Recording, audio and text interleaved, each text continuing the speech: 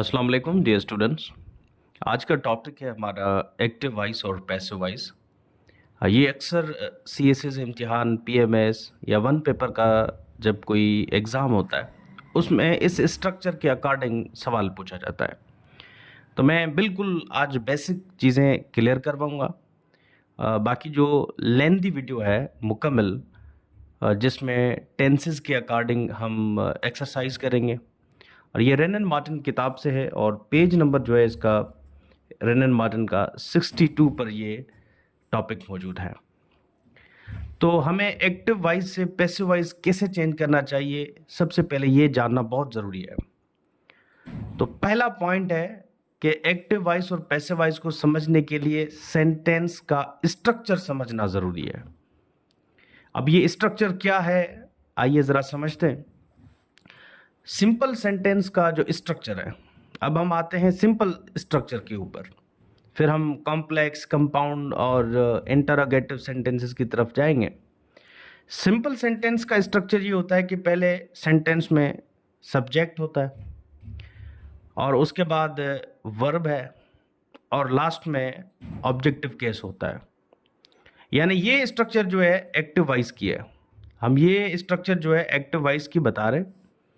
अब इसको passive voice में अगर चेंज करना हो तो फिर कैसे होगा, बहुत ही आसान सा है। ऑब्जेक्टिव केस जो है, आपने अगर पैसिव में करना है तो सब्जेक्ट की जगह पे ले आए और सब्जेक्टिव केस जो है पैसिव में जब लाना है तो आपने इसको ऑब्जेक्टिव केस की तरफ लाना है।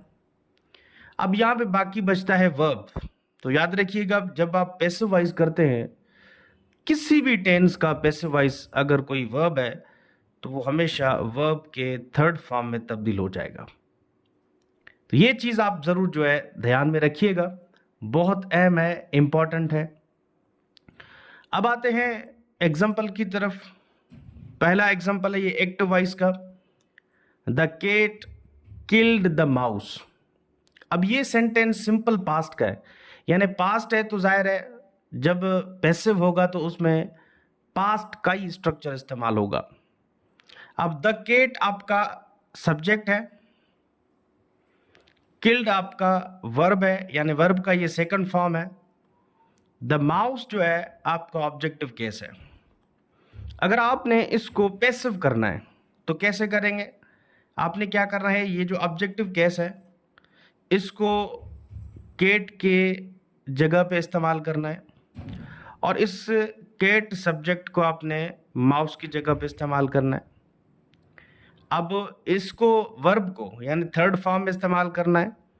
अब ये पास्ट में तो वाज का इस्तेमाल करेंगे क्योंकि यहाँ पे ऑब्जेक्टिव सिंगुलर है। अब सेंटेंस देखें, the mouse was killed by the cat.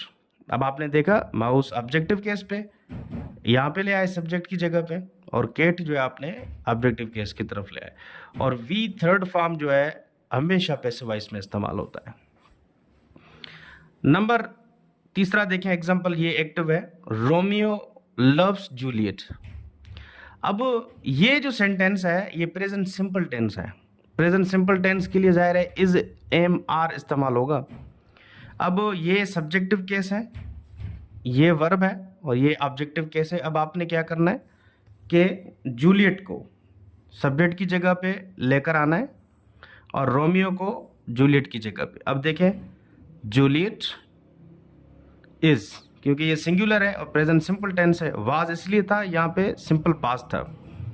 Juliet is loved, verb का थर्ड फॉर्म ही होगा पैसिव में हमेशा किसी भी टेंस का, लव्ड बाय रोमियो। अब रोमियो ऑब्जेक्टिव केस की जगह पे आ गया और जूलियट जो है सब्जेक्टिव केस की जगह पे आ गया।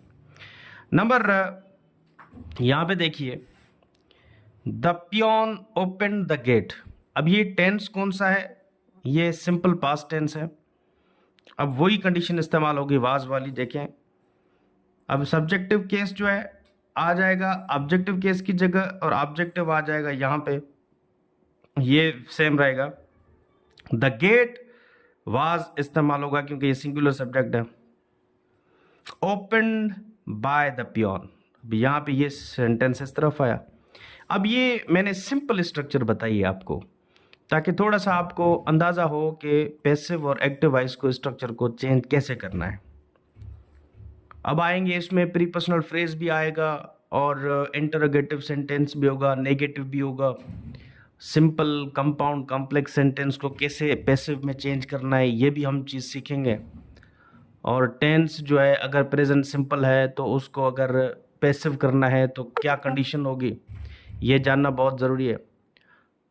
तो ये तमाम तर टेंसेस की एक्सरसाइज हम रेन एंड मार्टिन बुक से करेंगे। तो यहाँ तक स्ट्रक्चर को प्लीज़ समझ लीजिए। बाकी इंशाल्लाह कल इंशाल्लाह पूरा मुकम्मल वीडियो जो है रेन एंड मार्टिन बुक से आपके साथ शेयर करेंगे। Thank you.